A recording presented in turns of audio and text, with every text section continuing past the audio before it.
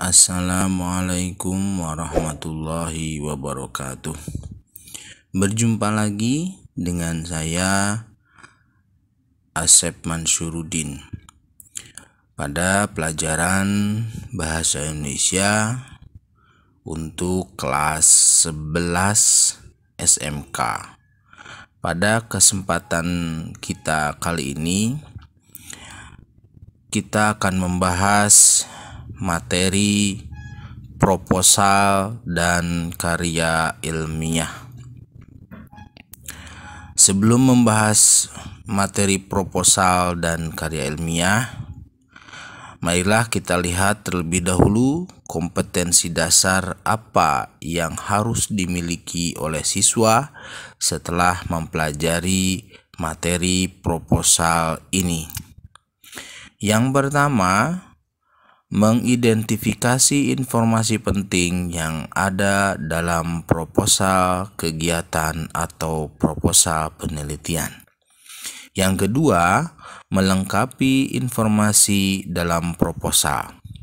Yang ketiga, menganalisis isi, sistematika, dan kaidah kebahasaan suatu proposal.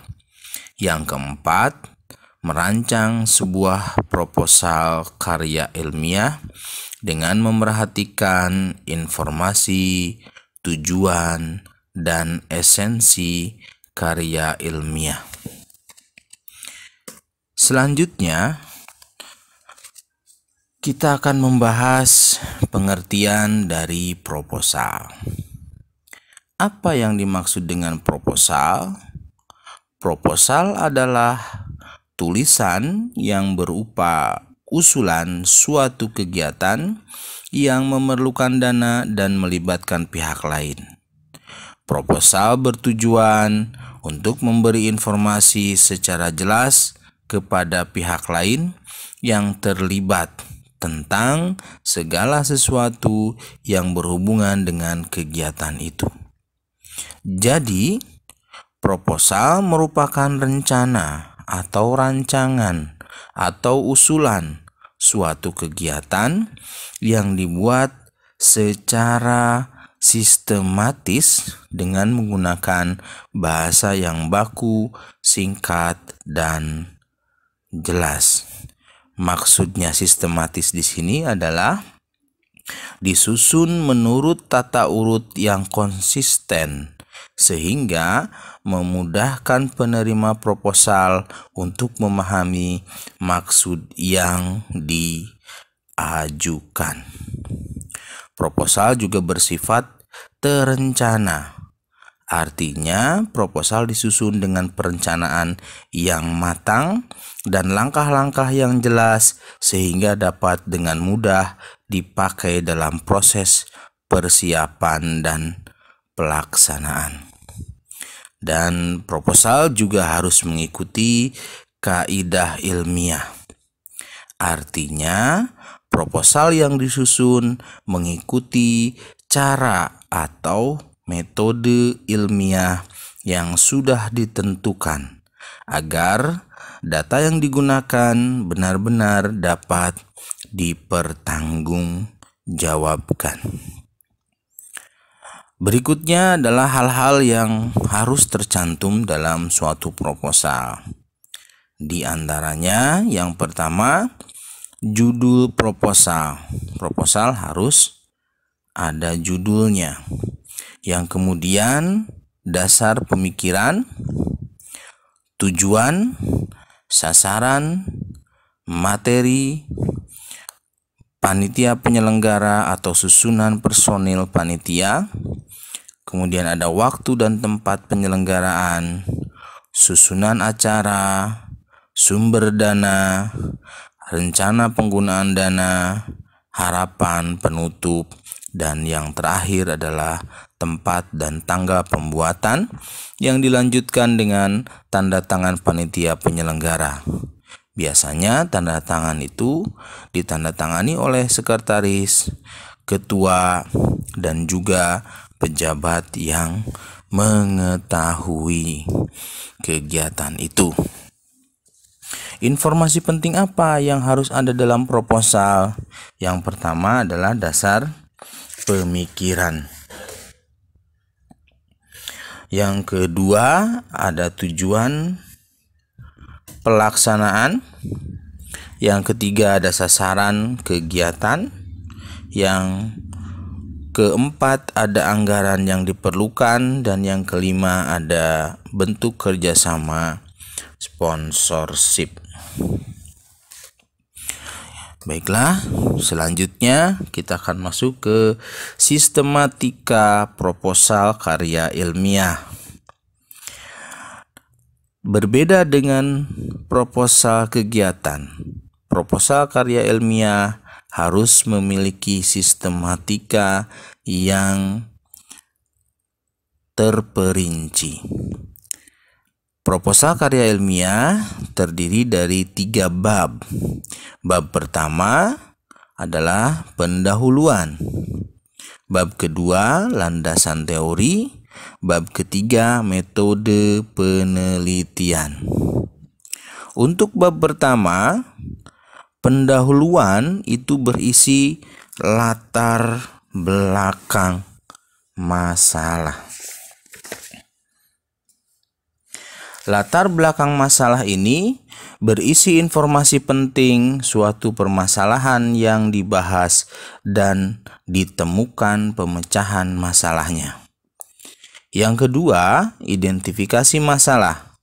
Identifikasi masalah adalah berbagai masalah yang ditemukan dalam permasalahan yang ada. Yang ketiga, pembatasan masalah. Pembatasan masalah berisi masalah yang akan dibahas dan ditetapkan agar tidak terlalu luas cakupannya. Berikutnya adalah rumusan masalah atau perumusan masalah. Bagian ini berisi pertanyaan atau pernyataan masalah yang akan diteliti.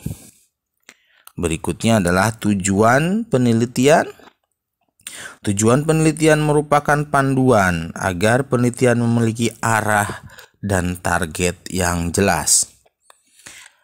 Dan yang terakhir di bagian pendahuluan adalah manfaat penelitian. Pada bagian ini disampaikan manfaat yang akan diperoleh jika penelitian ini dilakukan. Manfaat ini biasanya ada 2, ada manfaat teoritis dan manfaat praktis. Artinya manfaat teoritis adalah penelitian dimungkinkan menguji teori tertentu atau bahkan menemukan teori baru.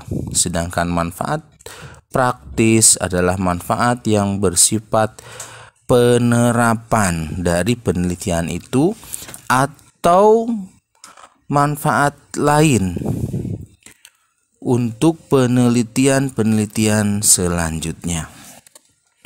Berikutnya adalah di bab 2, landasan teori. Landasan teori ini pertama berisi kajian teori atau kajian pustaka.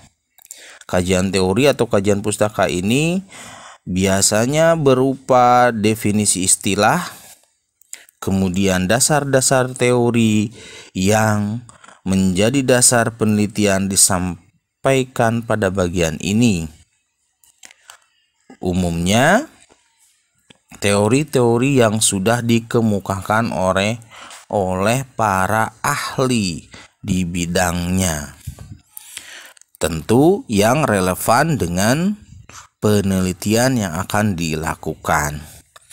Berikutnya adalah kerangka penelitian. Di dalam kerangka penelitian atau kerangka pikir penelitian ini disampaikan pada bagian ini adalah kerangka berpikir peneliti terhadap variabel atau permasalahan yang ditemukan. Selanjutnya adalah hipotesis. Apa yang dimaksud dengan hipotesis? Hipotesis adalah pernyataan yang mendahului hasil penelitian. Sebagai dugaan awal perlu disampaikan agar dapat dibuktikan kebenarannya melalui analisis. Artinya ini adalah simpulan sementara dari hasil penelitian. Bab 3 berisi metode penelitian. Di antaranya ada desain penelitian. Ya, desain penelitian.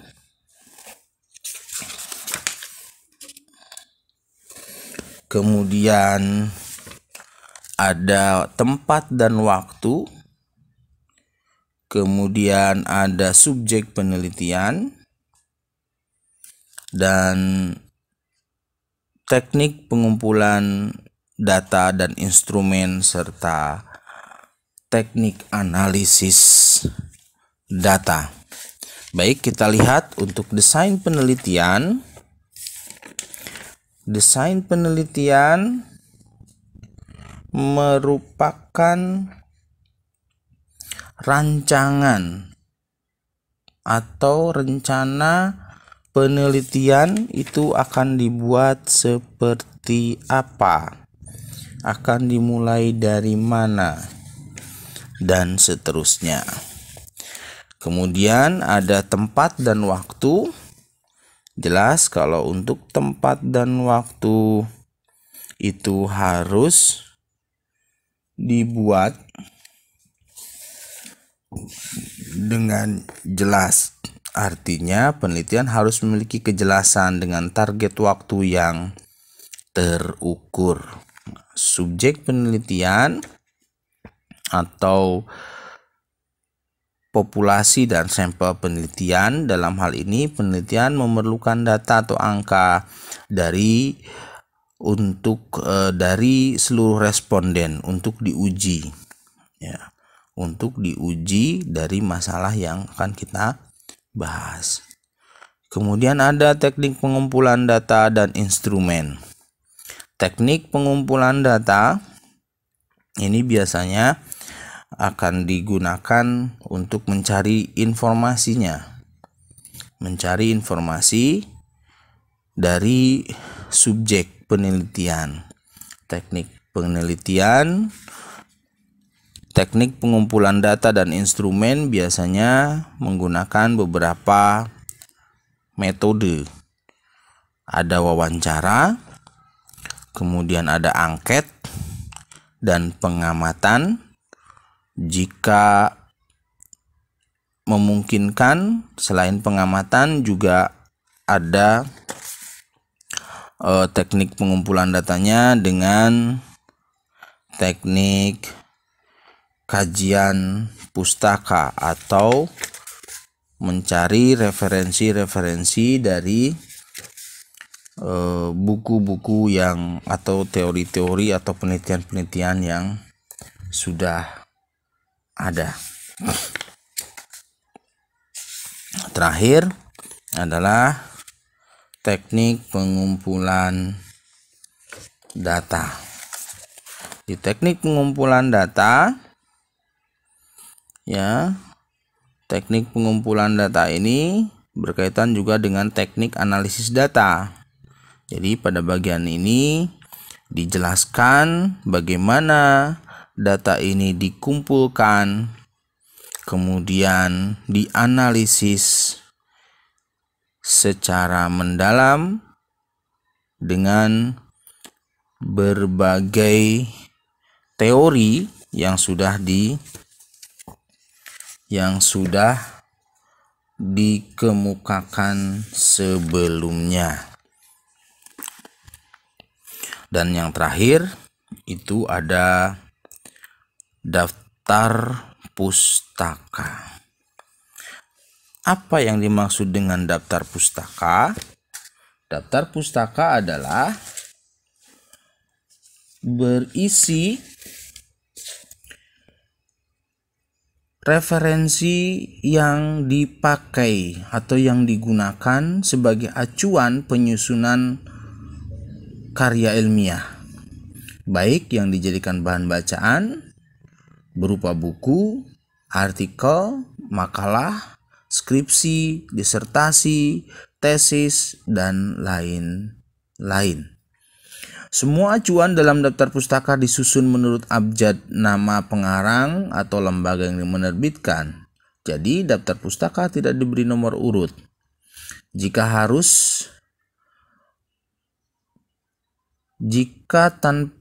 tanpa nama pengarang atau lembaga, yang menjadi urutan dasar adalah judul karangannya. Nanti akan kita bahas daftar pustaka itu seperti apa. Berikutnya, materi yang akan kita ulas adalah karya ilmiah. Karya ilmiah yang ditulis berdasarkan hasil penelitian disebut karya ilmiah. Jadi pengertiannya bahwa karya ilmiah itu adalah karya tulis yang ditulis berdasarkan hasil suatu penelitian yang bersifat ilmiah. Biasanya dibagi menjadi 3 bagian. Yang pertama ada bagian pelengkap pendahuluan, yang kedua bagian isi atau pembahasan, dan yang ketiga bagian pelengkap penutup. Nah, untuk bagian pelengkap pendahuluan itu berisi judul, kemudian halaman moto, halaman pengesahan, kata pengantar, daftar isi, daftar tabel, daftar gambar, arti lambang dan singkatan, dan juga abstrak. Judul atau tema yang diambil oleh penulis karya ilmiah harus ada kaitannya dengan permasalahan yang akan dibahas. Kemudian abstrak, untuk abstrak adalah merupakan ringkasan dari seluruh isi karya tulis dan paling banyak terdiri dari 1 halaman, diketik 1 spasi. Abstrak mencakup keseluruhan pokok karya tulis, yakni mengenai latar belakang masalah dan perumusannya, hipotesis, landasan teori, metodologi, dan kesimpulan. Kemudian untuk bagian isi terdiri dari pembahasan, ya, yang terdiri dari bab pendahuluan. Bab pendahuluan adalah latar belakang masalah, perumusan masalah, ruang lingkup masalah, tujuan penulisan, metode penelitian, sistematika penulisan. Kemudian ada di bab pembahasan berikutnya dan bab kesimpulan dan saran. Baik, kita lihat berikutnya kata pengantar. Kata pengantar berfungsi sebagai surat pengantar kepada pembaca yang isinya berbagai hal mengenai karya tulis tersebut. Daftar isi merupakan gambaran isi secara singkat judul-judul bab ditulis dengan huruf kapital, judul-judul subbab ditulis dengan huruf kecil kecuali huruf awal dari kata-kata yang penting. Abstrak tadi berisi garis besar dari karya tulis, isinya lebih singkat dari kesimpulan.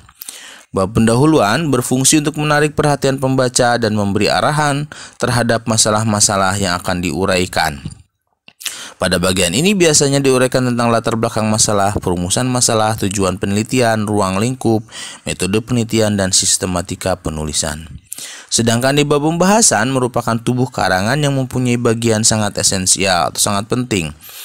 Dalam bagian ini terdapat semua masalah yang dijabarkan secara sistematis, artinya penyusunannya harus berurutan dan konsisten. Pembagian bab ke subbab harus sesuai dengan tingkatan-tingkatan yang sederajat. Dan terakhir ada kesimpulan dan saran, merupakan inti dari uraian yang telah dijelaskan dalam tubuh. Kesimpulan harus dirumuskan secara jelas dan tegas, begitu pula dengan saran. Kepada siapa saran ditujukan, kemungkinan adanya perbaikan, dan lain sebagainya. Nah, untuk daftar pustaka, tadi daftar pustaka adalah daftar buku atau artikel yang menunjang hasil pengamatan penulis. Daftar pustaka ditulis dengan nama pengarang yang dibalik, kemudian tahun terbit, judul buku yang dicetak miring atau diketik miring, kemudian tempat penerbit dan penerbit. Kita bisa lihat contohnya. Ini ada nama pengarangnya Sapardi Djoko Damono, maka yang ditulis adalah di awal adalah Damono Sapardi. Kemudian tahun terbitnya, kemudian judulnya, kemudian tempat penerbit itu menerbitkan buku tersebut, dan nama penerbitnya. Untuk lampiran disusun setelah daftar pustaka. Lampiran dapat berupa struktur organisasi, peta, dan lain sebagainya. Untuk lebih jelasnya akan kita bahas pada pertemuan-pertemuan selanjutnya. Demikian pemaparan mengenai proposal dan karya ilmiah yang singkat ini, semoga bermanfaat. Sampai ketemu lagi di video-video berikutnya. Wabillahi taufiq wal hidayah. Wassalamualaikum warahmatullahi wabarakatuh.